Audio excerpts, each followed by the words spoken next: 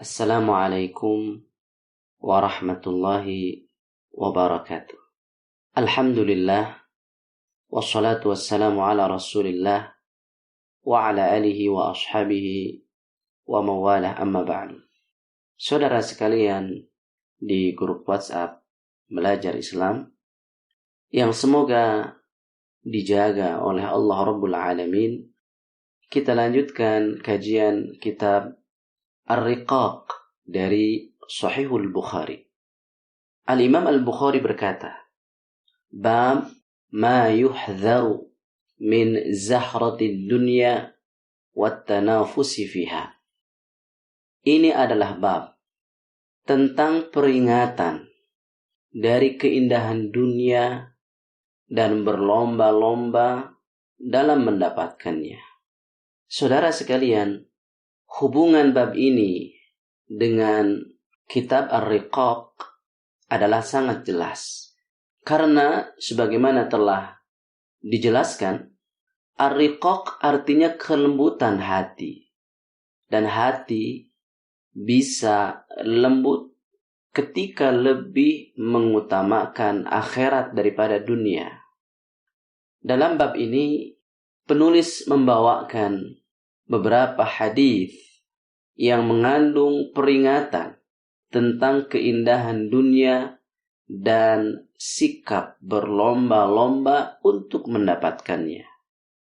Hadis pertama adalah hadis Amr bin Auf, seorang sahabat yang pernah ikut dalam peperangan Badar. Imam Al-Bukhari rahimahullahu ta'ala membawakan sanad hadis ini, kemudian menceritakan bahwa Amr bin Auf mengabarkan anna Rasulullah sallallahu alaihi wasallam ba'atha Aba Ubaidah ibn al-Jarrah ila al-Bahrain ya'ti bi jizyatiha. Wa kana Rasulullah sallallahu alaihi wasallam huwa salaha ahlal Bahrain وأمر عليهم العلاء ابن الحضرمي فقدم أبو عبيدة بمال من البحرين فسمعت الأنصار بقدومه فوافته صلاة الصبح مع رسول الله صلى الله عليه وسلم فلما انصرف تعرضوا له فتبسم رسول الله صلى الله عليه وسلم حين رآهم Waqal. Artinya, sungguh Rasulullah sallallahu alaihi wasallam mengutus Abu Ubaidah ibnul Jarrah ke Bahrain untuk membawa jizyah. Jadi ketika itu Bahrain yang penduduknya beragama Majusi ada di bawah kekuasaan negara Islam. Karena itulah Nabi menjadikan Al-Ala ibnul Hadrami sebagai penguasa atau semacam gubernur di sana. Dan penduduk Bahrain itu ahlul jizyah. Mereka wajib memberikan bayaran. Atau orang kafir yang wajib memberikan bayaran.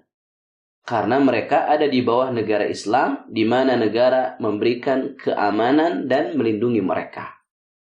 Jadi, Rasul mengutus Abu Ubaidah ibnul Jarrah ke Bahrain untuk membawa jizyah. Kemudian kata Amr bin Auf, sebelumnya Rasulullah SAW melakukan sulh, perdamaian dengan penduduk Bahrain dan menjadikan Al-Ala ibnul Hadrami sebagai penanggung jawab di sana atau semacam gubernur. Abu Ubaidah datang dari Bahrain dengan membawa harta. Lalu orang-orang Ansar mendengar kedatangan beliau.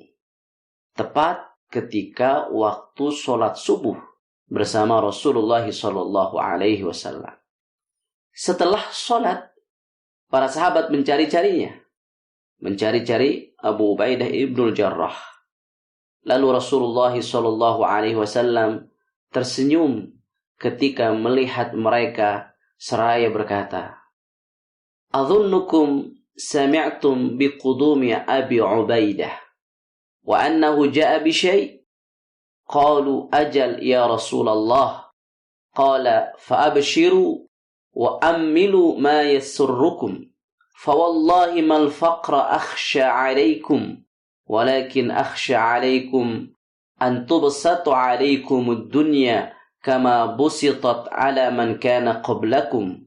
Fatanafasuha kama tanafasuha wa tulhiyakum kama alhathum. Artinya, aku menduga kalian telah mendengar berita kedatangan Abu Ubaidah dan dia membawa sesuatu, yaitu harta. Jawaban para sahabat, betul wahai Rasulullah. Lalu beliau bersabda, tenang, abshiru, tenang. Aku janjikan apa yang membahagiakan kalian. Demi Allah, tidaklah kefakiran merupakan perkara yang aku khawatirkan menimpa kalian. Akan tetapi aku takut dunia dilapangkan atas kalian sebagaimana dilapangkan kepada orang sebelum kalian. Lalu kalian berlomba-lomba untuk mendapatkannya sebagaimana mereka berlomba-lomba untuk mendapatkannya. Dan dunia melalaikan kalian sebagaimana telah melalaikan mereka. Saudara sekalian, yang menjadi dalil dalam hadis di atas dengan bab yang sedang dibahas adalah sabda Nabi SAW bahwa kefakiran itu bukan perkara yang menjadi kekhawatirannya. Bahkan Nabi SAW mengkhawatirkan lapangnya perkara dunia. Hal itu karena biasanya akibat buruk kefakiran hanya berkaitan dengan perkara dunia. Adapun akibat buruk kekayaan itu berkaitan dengan urusan akhirat. Berapa banyak kemaksiatan itu disebabkan oleh luasnya harta bagi seseorang, lapangnya kekayaan bagi seseorang. Dengannya ia bisa berbuat ini dan itu. Sebaliknya, berapa banyak kefakiran menjadikan seseorang semakin dekat dengan Allah Subhanahu wa Ta'ala dan semakin merasa butuh akan pertolongannya. Selanjutnya, saudara sekalian, di dalam hadis di atas pun ada pelajaran akhlak yang sangat mulia.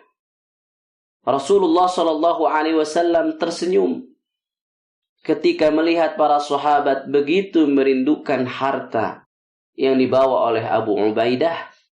Rasul memaklumi para sahabat.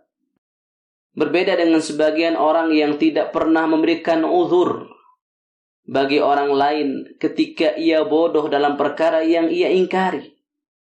Wajahnya langsung masam, tidak tersenyum sedikit pun. Artinya, ketika seseorang atau yang lain melakukan kesalahan, tidak semestinya kita langsung bermuka masam di hadapan mereka.